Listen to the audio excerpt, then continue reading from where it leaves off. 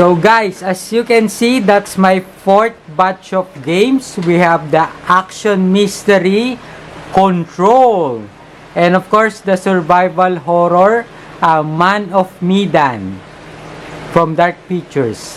Of course, my most favorite IP, so this time it's Gears of War. This is a Game Pass exclusive edition. And aside from that, the award-winning game Hades. And the action-adventure game Hellblade, Senua's Sacrifice. And we've also got the open-world action-adventure game, The Outer Worlds. And of course, my most favorite survival horror in Xbox Game Pass, a Bleak Tale, Innocence. And of course, the action-adventure epic game, Rise, Son of Rome. And of course, also my favorite, Wolfenstein, The New Order. That's a first-person action shooter.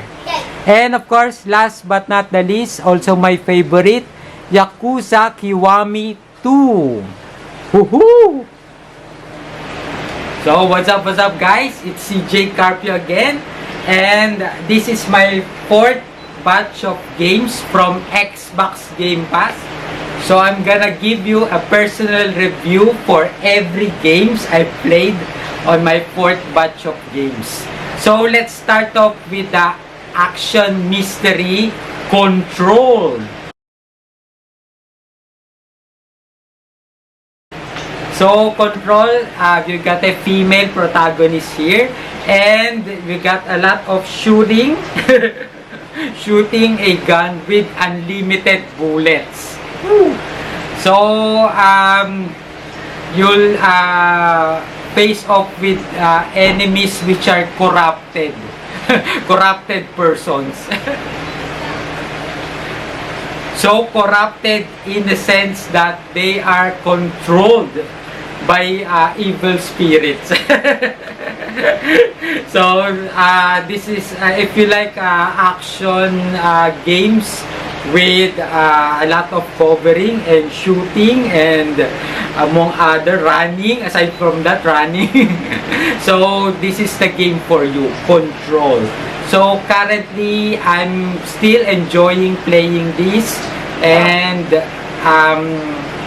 I'm looking forward to the ending of this game. I wonder how the story will end. So it also got an interesting story. So moving on, we've got of course the survival horror Man of Medan. So that's from Dark Pictures. So this game is an interactive movie type of game. So where you control characters, and it's up to you what will be the fate of these characters.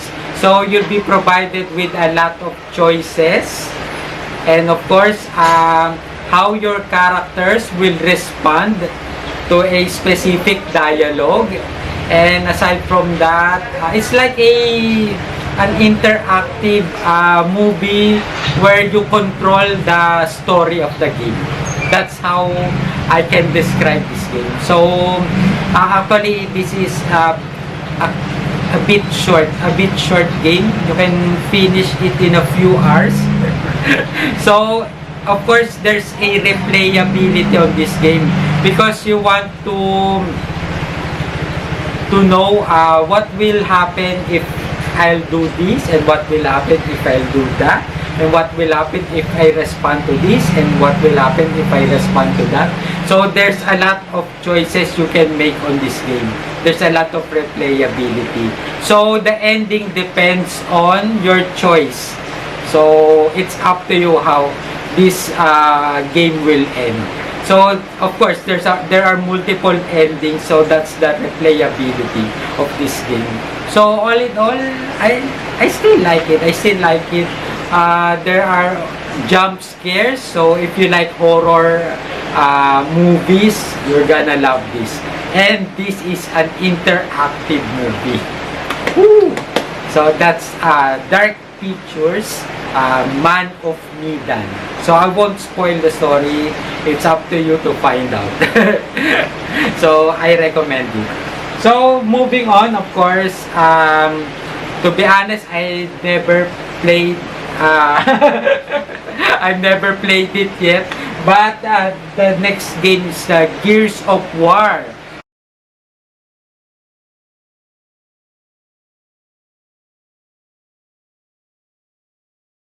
So save the best for last. So I'm gonna play this, of course, when I've already finished the other games. So that Gears of War, this is the Xbox Game Pass exclusive game. So this version is only exclusive. You can only play it on Xbox Game Pass. So that's Gears of War. So moving on, of course, the award-winning Hades. So Hades is an action-adventure third-person game, roguelike game. Actually, I've got a personal review on another vlog on this. Hopefully, you can watch it. So this is a very, very great game. So if you're looking for a game with a simple combat, but at the same time challenging, then this game is for you. So expect to die multiple times before you can even reach the boss fight, the first boss fight. Aside from that, actually, I gave it a very good review. So on my other vlog. So I invite you to watch it. Yes. So moving on. This is another great game, the action-adventure Hellblade Senua Sacrifice. So if you're looking for a game with a very challenging combat, and at the same time there's a lot of puzzle on this game, then go for Hellblade Senua Sacrifice. This is also based on the Norse mythology. So if you're on that type of game, then this one is for you. And you're controlling a female protagonist again on this game. So I really like it. It challenges me. This game challenges me. So I'm still excited to play this. So there you go. Download Hellblade Senua Sacrifice. Actually, a sequel, Hellblade 2, is already upcoming. Woo! That's why I'm really eager and I'm really determined to finish this game. Senua Sacrifice. There's watch out for Hellblade 2. And aside from that, of course, there's the open world action adventure, The Outer Worlds.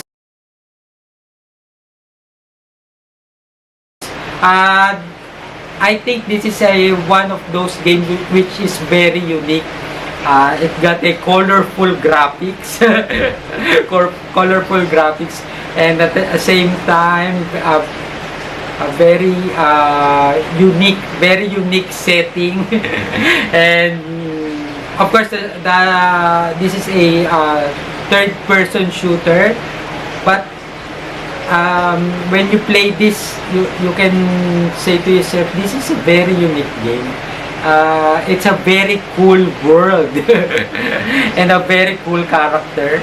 And aside from that, there's also an interaction with a lot of non-playable characters or NPC on this game. So it's up to you how the conversation will end. So there's also a portion where you need to stealth or you need to fight certain characters. So this is a very unique game. That's all I can say about this game, The Outer Worlds. And watch out also, a sequel is also upcoming. It was already announced that there will be the Outer Worlds 2. So I'm also I really want to finish this game. So that's the Outer Worlds. And moving on, this is my most favorite survival horror game in Xbox Game Pass. This is a Bleak Tale, Innocence. What can I say about this game? Wow! That's all I can say. Wow! It's got a very great graphics. It's optimized for Xbox Series S and X. And just like Hellblade Senua's Sacrifice, it was also optimized for Xbox Series. So, a Bleak Tales Innocence, I was really impressed with the graphics. The first time I've seen it, wow! I'm really excited to play this game. Got very great graphics. And aside from that, I also like the story. So the story is about a family, so I won't spoil it that much. But if you like games with a European setting where there are castles and there are villages, and wow, I really love this game, to be honest, because aside from the graphics, the story, the gameplay, I admit it borrowed some elements from other games in terms of gameplay, but it also got it introduced other mechanics which is unique to this game. So you need to find out what is that when you download this and play this game. So I'm really excited to play this game from start to finish. I'm really excited. So I highly recommend you download it now. So that's a Bleak Tales Innocence. Great game. So moving on, we've got another great game. This is an epic action adventure, third person, which is Rise, Son of Rome.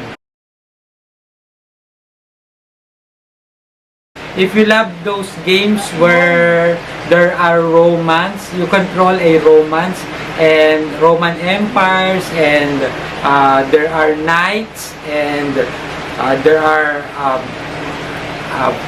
weapons, various weapons you can use. Wow, you're gonna love this game. I really love the part where there are gladiators on the arena, on this a very unique arena for gladiators. I really love this game, especially the gameplay. It's also challenging, like Hellblade Senua Sacrifice. The combat is very challenging. Woo!